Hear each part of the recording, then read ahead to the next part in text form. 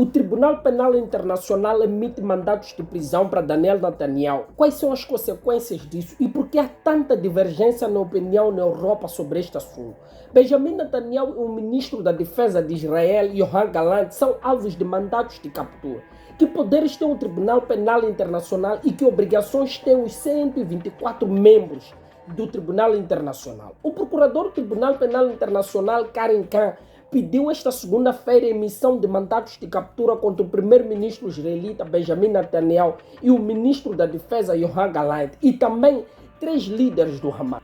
O pedido do procurador Karim Khan vai ser avaliado pela Câmara de Pré-Julgamento do TPI. Este órgão é composto por 3 pessoas. Cabe à Câmara de Pré-Julgamento decidir e emitir ou não os mandatos de captura. Mas não há prazo para a tomada de decisão. No passado, o processo demorou entre 1 a vários meses. Se os 3 juízes considerarem existir razões suficientes para acreditar que foram cometidos crimes de guerra ou contra a humanidade, cabe-lhes emitir um mandato de captura que deve nomear a pessoa avisada, especificar os crimes de que é suspeito e enumerar os fatos que são alegadamente constituídos a esses crimes.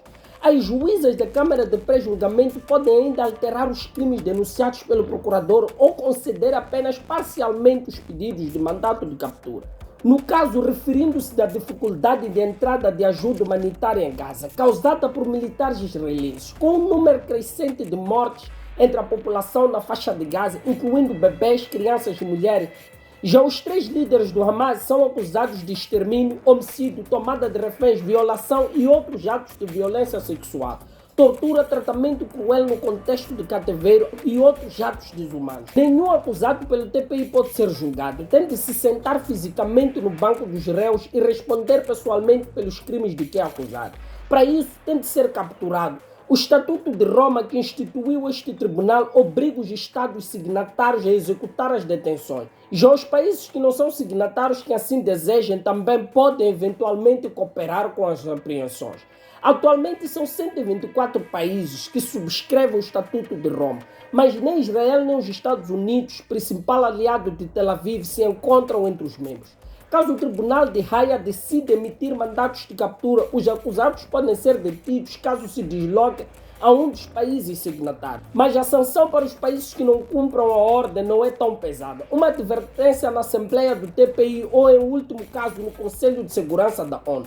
No caso de Benjamin Netanyahu, o primeiro-ministro israelita não se deslocou ao estrangeiro desde os atentados do Hamas ocorridos a 7 de outubro de 2023. A decisão de emitir mandatos de captura não tem quaisquer efeitos práticos caso os acusados não vivam nem se desloquem para um país signatário do Estatuto de Roma e não possam ser detidos. Não há consequências políticas para os suspeitos de crime de guerra ou contra a humanidade. No entanto, a formalização de uma acusação por parte do TPI pode ter efeitos indiretos, podendo levar alguns países a diminuir ou cortar apoio a Israel, por exemplo. Mas se for detido, o suspeito segue um processo. Numa primeira fase das instituições do país onde foi efetuada a detenção, deve comparecer perante a autoridade judiciária competente que examina se as leis foram ou não cumpridas e que determina se a entrega ao TPI é ou não possível. A Espanha e a França foram os únicos países que até o momento demonstraram apoio ao procurador Karim Khan e prometeram assumir o seu compromisso para com o TPI, enquanto o governo do Japão afirmou estar a acompanhar o caso e a China disse esperar que o TPI mantenha sua posição objetiva e imparcial e exerça os seus poderes em conformidade com a lei. A Itália considerou inaceitável a equiparação entre Hamas e Israel e a Alemanha defende que o pedido simultâneo de mandatos de captura contra os líderes do Hamas, por outro lado, e contra os líderes israelitas, por outro, deu a falsa impressão de equivalência, defendendo que o governo israelita tem o direito e o dever de proteger e defender a sua população. Em resposta, o alto representante da União Europeia para os Negócios Estrangeiros, Josep Borrell, lembrou esta segunda-feira que os Estados que ratificaram os estatutos do tribunal são obrigados a executar as suas decisões. Também o presidente norte-americano Joe Biden criticou o pedido ultrajante do procurador do TPI contra dirigentes israelitas, rejeitando qualquer equivalência entre Israel e o Hamas. Já o primeiro-ministro de Israel acusou Karim Khan de completa distorção de realidade por equiparar forças israelitas aos monstros terroristas do Hamas.